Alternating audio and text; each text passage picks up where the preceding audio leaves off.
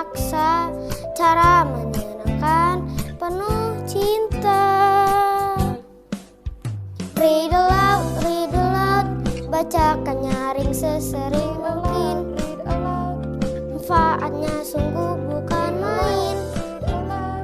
Read aloud, the more you read, the more you know, and the more you know, the smarter you grow.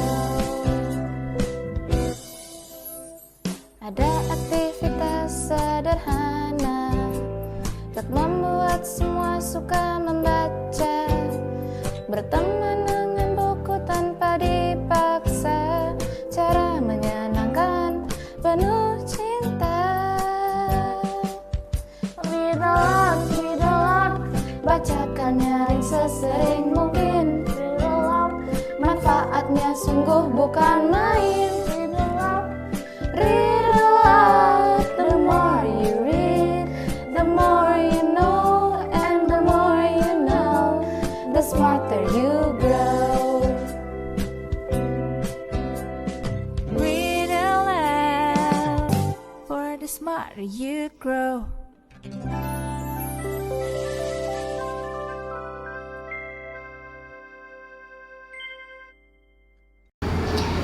Assalamualaikum warahmatullahi wabarakatuh.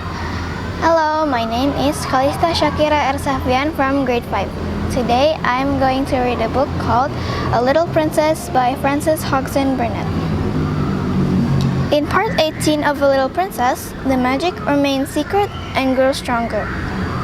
Part 19, The Visitor Returns. From that time life became more wonderful day by day. The fairy story continued. Almost every day something new was done. Some new comfort or ornament appeared each time Sarah opened the door at night. Until in a short time, the attic was a beautiful little room full of all sorts of odd and luxurious things. The ugly walls were gradually entirely covered with pictures and draperies. Ingenious pieces of folding furniture appeared. A bookshelf was hung up and filled with books. New comforts and conveniences appeared one by one until there seemed nothing left to be desired. When Sarah went downstairs in the morning, the remains of supper were on the table, and when she returned to the attic in the evening, the magician had removed them and left another nice little meal. Miss Minchin was as harsh and insulting as ever. Miss Amelia as peevish, and the servants were as vulgar and rude. Sarah went on errands in all weathers, and scolded and driven hither and thither. She was scarcely allowed to speak to Ermengarde and Lottie. Lavinia sneered at the increasing shabbiness of her clothes, and the other girls stared curiously at her when she appeared in the schoolroom. But what did it all matter while she was living in this wonderful, mysterious story? It was more romantic and delightful than anything she had ever invented to comfort her starved young soul and save herself from despair. Sometimes when she was scolded, she could scarcely keep from smiling. "If you only knew," she was saying to herself, "if you only knew." The comfort and happiness she enjoyed were making her stronger, and she had them always to look forward to. If she came home from her errands wet and tired and hungry, she knew she would be soon warm and well fed after she had climbed the stairs. During the hardest day, she could occupy herself blissfully by thinking of what she should see when she opened the attic door, and wondering what new delight has been prepared for her. In a very short time, she began to look less thin, color came into her cheeks, and eyes did not seem so much too big for her face. "Sarah Crewe looks wonderfully well," Miss Minchin remarked disapprovingly to her sister. "Yes," answered poor silly Miss Amelia. "She is absolutely fattening. She was beginning to look like a bit like a little starved girl." "Starved?" exclaimed Miss Minchin angrily. "There was no reason why she should look starved. She always had plenty to eat." Of course," agreed Miss Amelia humbly, alarmed to find that she had, as usual, said the wrong thing. There is something very disagreeable in seeing that sort of thing in a child of her age, said Miss Minchin with haughty vagueness. What sort of thing? Miss Amelia ventured. It might almost be called defiance, answered Miss Minchin, feeling annoyed because she knew the thing that she resented was nothing like defiance, and she did not know what other unpleasant term to use.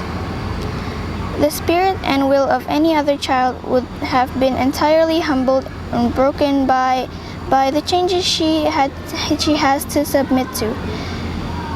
But upon my word, she seems as little subdued as if she was a princess. Do you remember, put in the unwise Miss Amelia, what she said to you that day in the schoolroom about what you would do if you found out that she was... No, I don't, said Miss Minchin. Don't talk nonsense. But she remembered very clearly indeed. Very naturally, even Becky was beginning to look plumper and less frightened. She could not help it. She had her share in the secret fairy story, too. She had 2 mattresses, 2 pillows, plenty of bed covering, and every night a hot supper and a seat on the cushions by the fire. The Bastille had melted away. The prisoners no longer existed. 2 comforted children sat in the midst of delights. Sometimes Sarah read aloud from her books, sometimes she learned her own lessons, and sometimes she sat and looked into the fire and tried to imagine who her friend could be, and wished she could say to him some of the things wished in her heart. Then it came about another wonderful thing happened. A man came to the door and left several parcels. All were addressed in large letters to the little girl in the right-hand attic. Sarah herself was sent to open the door and take them in. She laid the 2 largest parcels on the hall table and was looking at the address when Miss Minchin came down the stairs and saw her. Take the things to the young lady whom they belong, she said severely. Don't stand there staring at them. They belong to me, answered Sarah quietly. To you? Exclaimed Miss Minchin. What do you mean? I don't know where they came from, said Sarah, but they are addressed to me. I sleep in the right-hand attic. Becky has the other one. Miss Minchin came to her side and looked at the parcels with an excited expression. What is in them? She demanded. I don't know, replied Sarah. Open them, she ordered. Sarah did as she was told. The packages were unfolded, and Miss Minchin's countenance wore suddenly a singular expression. What she saw was pretty and comfortable clothing of different kinds, shoes, stockings, and gloves, and a warm and beautiful coat. There were even a nice hat and an umbrella. They were all good and expensive things, and on the pocket of the coat was pinned to a paper on which were written these words: "To be worn every day, will be replaced by others when necessary." Miss Minchin was quite agitated. This was an incident which suggested strange things to her sordid mind. Could it be that she had made a mistake after all, and that the neglected child had some powerful, though eccentric friend in the background, perhaps some previously unknown relation, who had suddenly traced her whereabouts and chosen to provide for her in this mysterious, fantastic way?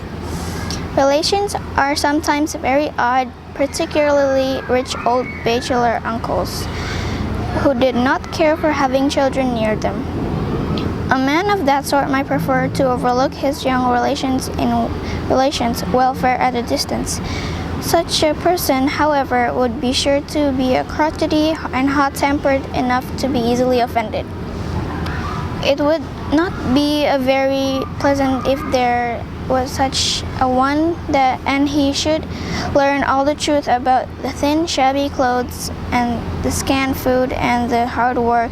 She felt very queer indeed, and very uncertain, and she gave a side glance at Sarah. Well, she said in a voice such as she had never used since the little girl lost her father, someone is very kind to you, as the things have been sent and you are to have new ones when they are worn out. You may as well go and put them on and look respectable. After you are dressed, you may come downstairs and learn your lessons at the schoolroom. You need not go out on any more errands today. About half an hour afterward, when the schoolroom door opened and Sarah walked in, the entire seminary was struck dumb. "My word," ejaculated Jessie, jogging Lavinia's elbow. "Look at the Princess Sarah." Everybody was looking, and when Lavinia looked, she turned quite red. It was the Princess Sarah indeed. At least since the days when she had been a princess, Sarah had never looked as she did now. She did not seem the Sarah they had seen come down the back stairs a few hours ago. She was dressed in the kind of frock Lavinia had been used to envying her the possession of. It was deep and in warm color and beautifully made. Read aloud, for the smarter you grow.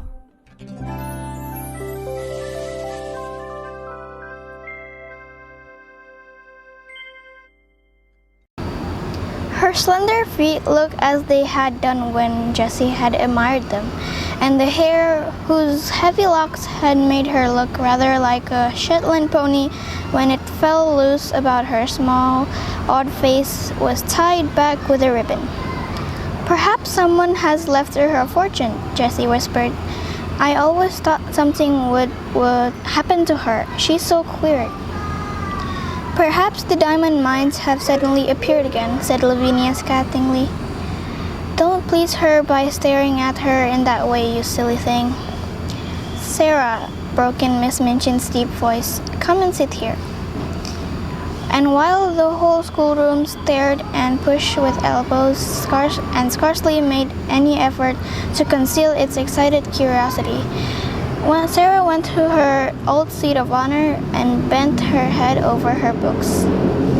That night, when she went to her room, after she and Becky had eaten their supper, she sat and looked at the fire seriously for a long time. "Are you making something up in your head, miss?" Becky inquired with respectful softness.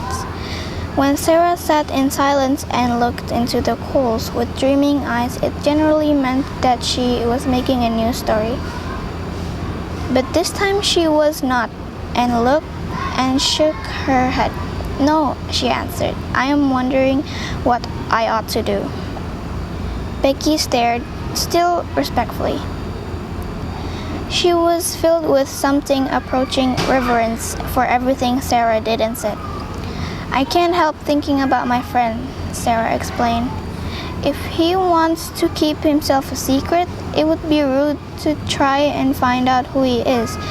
But I do so want him to know how thankful I am to him and how happy he has made me. Anyone who is kind wants to know when people have been made happy. They care for that more than for being thanked. I do wish."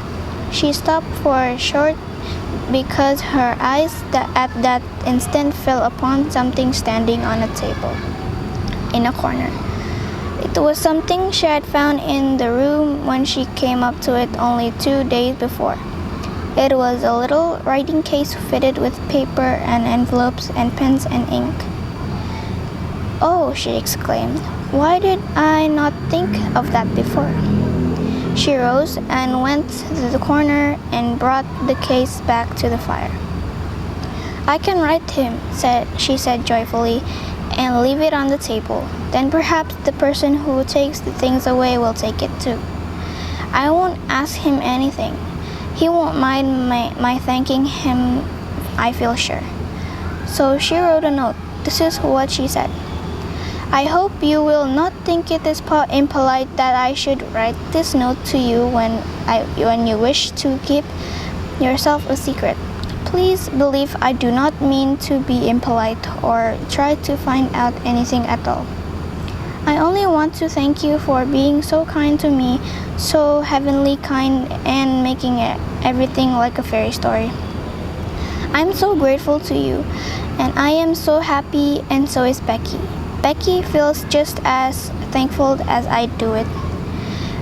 It's all just beautiful and wonderful to her as it is to me. We used to be so lonely and cold and hungry, and now, oh, just think what you have done for us. Please let me say just these words. It seems as if I ought to say them. Thank you, thank you, thank you. The little girl in the attic. The next morning, she left this on the little table, and in the evening it had been taken away with the other things. So she knew the magician had received it. And she was happier for the thought. She was reading one of her new books to Becky just before they went to their respective beds, when her attention was attracted by a sound at the skylight. When she looked up from her page, she saw that Becky had heard the sound also. As she had turned her head to look and was listening rather nervously. Something's there, miss, she whispered. Yes, said Sarah slowly. It sounds rather like a cat trying to get in. She left her chair and went to the skylight. It was a queer little sound she heard, like a soft scratching. She suddenly remembered something and laughed. She remembered a quaint little intruder who had made his way into the attic once before. She had seen him that very afternoon sitting disconsolately on a table before a window in the Indian gentleman's house. Suppose, she whispered in pleased excitement. Oh, just suppose it was a monkey who got away again. Oh, I wish it was. She climbed on a chair that very cautiously raised the skylight and peeped out. It had been snowing all day, and on the snow quite near her crouched a tiny shivering figure whose small black face wrinkled itself piteously at the sight of her. It is the monkey, she cried out. He has crept out of the Lascar's attic, and he saw the light. Becky ran to her side.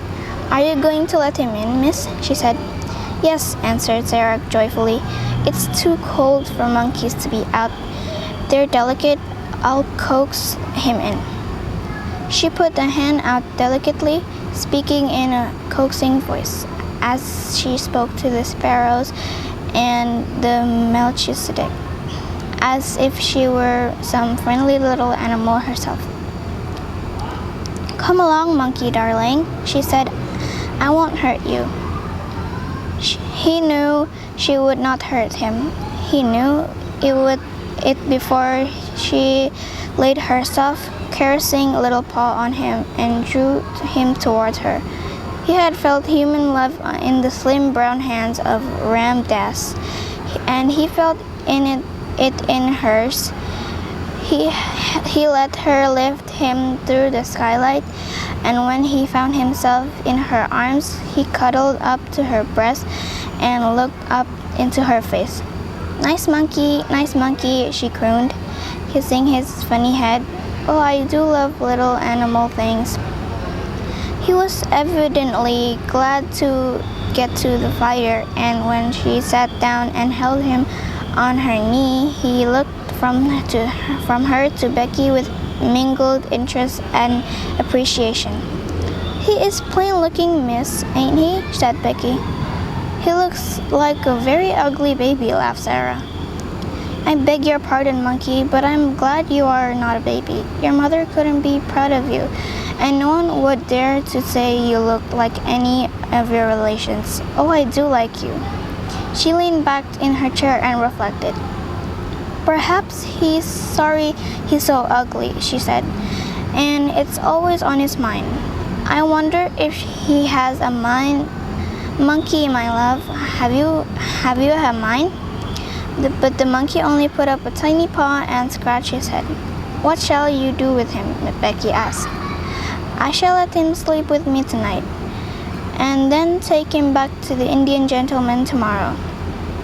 I am sorry to take you back, Monkey, but you must go. You ought to be a fondest of your own family, and I'm not a real relation. And when she went to bed, she made him a nest at her feet, and he curled up and slept there as if he were a baby and much pleased with his quarters. Okay, thank you very much for listening. Bye-bye.